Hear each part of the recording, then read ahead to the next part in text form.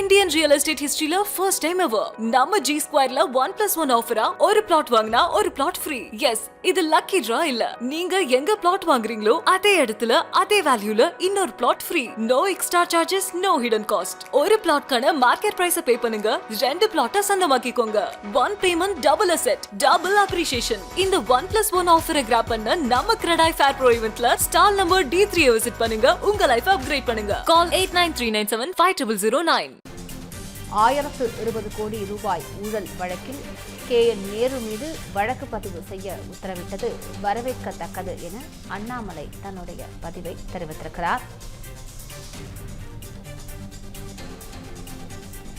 இது தொடர்பான முழு விவரங்களை செய்தியாளர் ஸ்ரீ சந்தோஷிடம் கேட்கலாம். ஸ்ரீ சந்தோஷ், வணக்கம். அவர் மேலும் என்னென்ன இது தொடர்பாக தெரிவித்திருக்கிறார், விவரங்களை பதிவு பண்ணுங்க.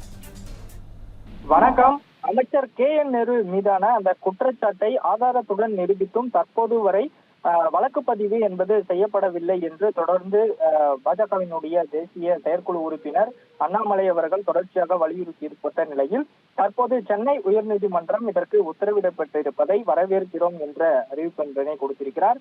குறிப்பாக திமுக அமைச்சர் KN நேரு துறையான நகராட்சி நிர்வாகம் மற்றும் குடிநீர் வழங்கல் துறை பணி நியமனத்தில் 888 கோடி லஞ்சம் பெற்ற வழக்கில் அமைச்சர் KN நேரு மீது முதல் தகவல் அறிக்கை பதிவு செய்ய சென்னை உயர்நீதிமன்றம் உத்தரவிட்டிருப்பதை வரவேற்பதாகவும், கடந்த அக்டோபர் மாதம் தமிழக அரசு தலைமைச் செயலாளர், தமிழக காவல்துறை தலைவர், தமிழக லஞ்ச ஒழிப்புத்துறை ஆகியோருக்கு இந்த 888 கோடி ரூபாய் ஊழலில் அமைச்சர் KN நேரு மீது முதல் தகவல் அறிக்கையை பதிவு செய்ய கோரி கடிதம் மூலம் அமலாக்கத்துறை வலியுறுத்தி இருந்தது. அதே போல கடந்த டிசம்பர் மாதம் இதே துறையில் ஒப்பந்தங்கள் வழங்குவதில் சுமார் 1020 கோடி ரூபாய் லஞ்ச ஊழல் நடந்திருக்கிறது என கோரி அமைச்சர் KN நேரு மீது வழக்கு பதிவு செய்ய கோரியிருந்தது. இதை தவிர இந்த ஆண்டு ஜனவரி மாதம் இதே துறையில் பணியிட மாற்றம் வழங்க லஞ்சம் பெற்ற வகையில் 365 கோடி ரூபாய் லஞ்ச ஊழல் பெற்றிருப்பதாக கடந்த 3 முறையும் அமலாக்கத்துறை ஆதாரங்களுடன் அனுப்பியும்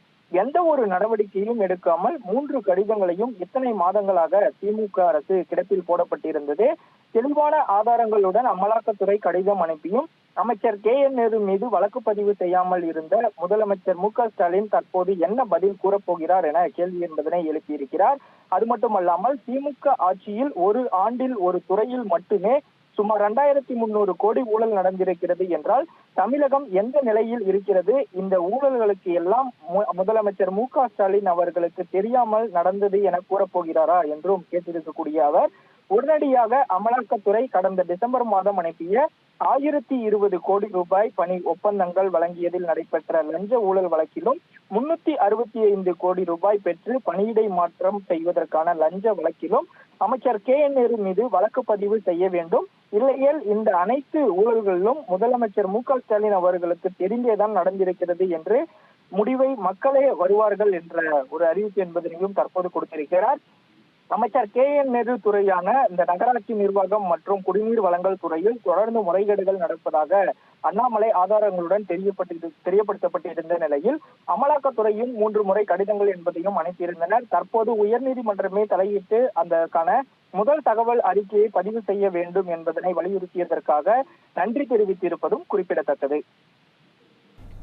விரிவான விவரங்களுக்கு நன்றி சந்தோஷ்.